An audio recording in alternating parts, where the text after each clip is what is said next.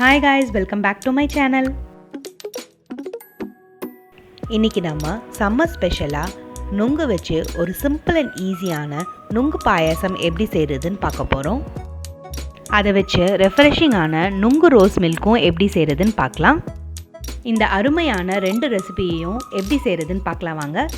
If you like my video, give a big thumbs up and don't forget to click on the bell icon. முதல்ல நம்ம milk வந்து boil பண்ணிக்கலாம். So அதுக்கு வந்து நான் ஒரு 1/2 லிட்டர் மில்க் வந்து எடுத்திருக்கேன். நான் வந்து ஃபுல் க்ரீம் மில்க் யூஸ் பண்ணியிருக்கேன். ஸோ இதனால் பாயாசம் திக்காக இருக்கிறது மட்டும் இல்லாமல் டேஸ்ட்டும் வந்து ரொம்ப நல்லாயிருக்கும். அடுத்து பாலை நம்ம கொதிக்க வைக்க போகிறோம். ஸோ இப்போ பார்த்திங்கன்னா பால் வந்து கொதி வந்துடுச்சு. இப்போ வந்து ஃப்ளேமை லோ பண்ணிவிட்டு ஒரு 5 to 7 மினிட்ஸ் வந்து லோ ஃப்ளேம்லேயே பால் நல்லா கொதிக்கட்டும்.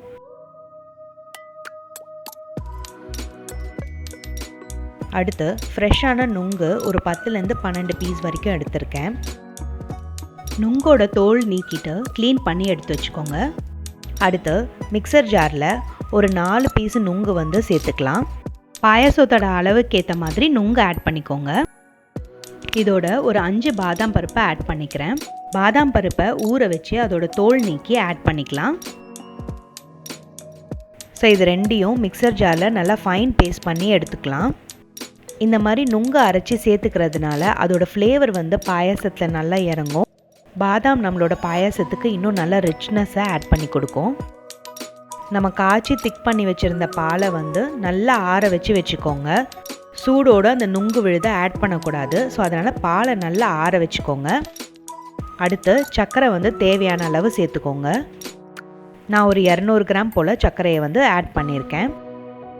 சர்க்கரை நல்லா கரைஞ்சதும் அடுத்து நம்ம அரைச்சி வச்சுருந்த நுங்கு பாதாம் பேஸ்ட்டை ஆட் பண்ணிக்கலாம்.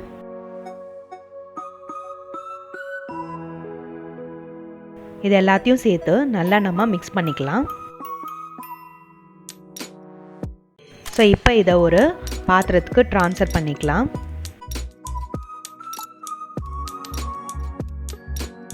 இந்த ஸ்டேஜில் சர்க்கரை பார்த்து நீங்கள் தேவைப்பட்டால் ஆட் பண்ணிக்கோங்க. பாதாமும் முந்திரியும் இந்த மாதிரி ஃபைனாக கட் பண்ணியிருக்கேன். ஸோ இப்போ இதை நம்ம ஆட் பண்ணிக்கலாம். அடுத்து நுங்கு வந்து நான் இந்த மாதிரி பொடியாக கட் பண்ணி வச்சுருக்கேன். ஸோ 2 நுங்கை இந்த மாதிரி நல்லா ஃபைனாக கட் பண்ணி அதையும் நம்ம இதில் ஆட் பண்ணிக்கலாம். இந்த மாதிரி நுங்கு பீசஸை சாப் பண்ணி சேர்க்கறதுனால பாயசத்தை குடிக்கும் போது க்ரன்ச்சியான ஒரு ஃபீல் இருக்கும். சூப்பரான நுங்கு பாயாசம் ரெடி. ஸோ பார்த்தீங்களா எவ்வளோ சிம்பிளாக ஈஸியாக நம்ம உடனே இந்த பாயாசத்தை செஞ்சிட்டோம். ஸோ இப்போ இதை நம்ம சர்வ் பண்ணலாம். இதை ரெஃப்ரிஜரேட் பண்ணியும் சில்லுன்னு இதை சர்வ் பண்ணலாம். சில்லுன்னு நீங்கள் ரெஃப்ரிஜரேட் பண்ணுறதா இருந்ததுன்னா நுங்கு பீசஸை சர்வ் பண்ணும்போது ஆட் பண்ணிக்கோங்க. இல்லைன்னா பாயாசம் வந்து நீத்துடும். ஸோ அதுக்காக தான். ஜஸ்ட்டு பாலை நல்லா காய்ச்சி ஆற வச்சுருந்தாலே போதும். நிமிஷத்தில் இந்த ரெசிபியை நீங்கள் செஞ்சிடலாம். ஸோ இந்த ரெஃப்ரெஷிங்கான பாயாசத்தை நீங்களும் உங்கள் வீட்டில் ட்ரை பண்ணி மறக்காமல் உங்கள் கமெண்ட்ஸை ஷேர் பண்ணுங்கள். அடுத்து நம்ம நுங்கு ரோஸ் மில்க் எப்படி செய்கிறதுன்னு பார்க்க போகிறோம். அதுக்கு ஒரு கிளாஸில் 1 டேபிள் ஸ்பூன் அளவு ரோஸ் மில்க் சிரப்பை இந்த மாதிரி நம்ம கோட் பண்ணிக்கலாம். இப்போ இதில் நம்ம ஐஸ் க்யூப்ஸை ஆட் பண்ணிக்கலாம். அடுத்து நம்ம செஞ்சு வச்சுருந்த நுங்கு மிக்ஸ்சரை சேர்த்துக்கோங்க.